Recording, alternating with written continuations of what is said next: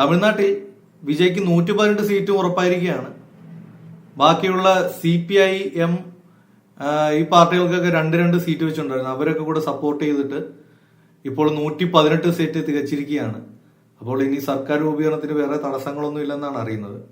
അപ്പൊ അവസാന നിമിഷം ഇതെങ്ങനെ വന്നു എന്ന് വെച്ചാൽ 118 MLA-മാരുടെ പിന്തുണ തന്നെ വേണം, അല്ലെങ്കിൽ ഒരിക്കലും സർക്കാർ രൂപീകരണത്തിന് സാധ്യമല്ല എന്ന് കഴിഞ്ഞ ദിവസത്തെ മീറ്റിംഗിൽ ഗവർണർ പറഞ്ഞിട്ട് എല്ലാം പ്രതീക്ഷകളെല്ലാം അസ്തമിച്ച് പോയതാണ്.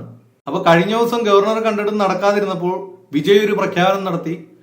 വിജയുടെ 107 MLA-മാരും രാജിവെക്കുമെന്ന്.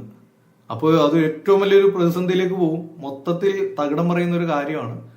അപ്പോൾ യാതൊരുവിധ നിവൃത്തിയില്ലാതെയാണ് ആദ്യം വിജയ് പറഞ്ഞത് സുപ്രീം കോടതി പോകും എന്നുള്ള രീതിയിലാണ്, കോടതിയെ സമീപിക്കും എന്നുള്ള രീതിയിലാണ് പറഞ്ഞത്.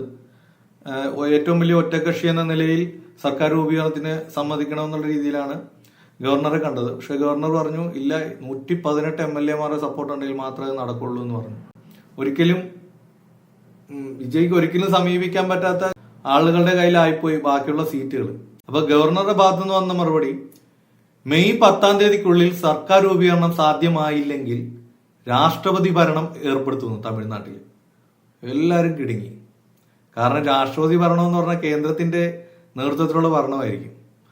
അപ്പൊ അത് എന്ത് വില കൊടുത്തും നിർത്തണം, അതിന് തടയിടണം എന്നുള്ള ഉദ്ദേശത്തോടു കൂടിയാണ് ഇപ്പോൾ പെട്ടെന്ന് കാര്യങ്ങൾ റെഡിയായത്. CPIM അങ്ങനെയുള്ള 2 പാർട്ടികൾ തമിഴ്നാട്ടിലെ, അവർക്ക് 2 സീറ്റ് വെച്ചിട്ടുണ്ട്. പിന്നെ ഏതോ ഒരു പാർട്ടികൾ കൂടെ 1-2 സീറ്റുള്ള ആളുകളൂടെ സപ്പോർട്ട് ചെയ്തിട്ടുണ്ട്. അങ്ങനെ 118 കംപ്ലീറ്റ് ആയിരിക്കുകയാണ്.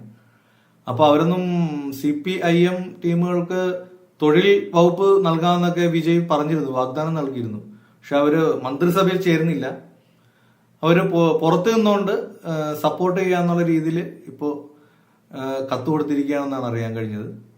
ഏതായാലും ഉടനെ തന്നെ വിജയ് തമിഴ്നാടിന്റെ മുഖ്യമന്ത്രിയായി സത്യപ്രതിജ്ഞ ചെയ്യും.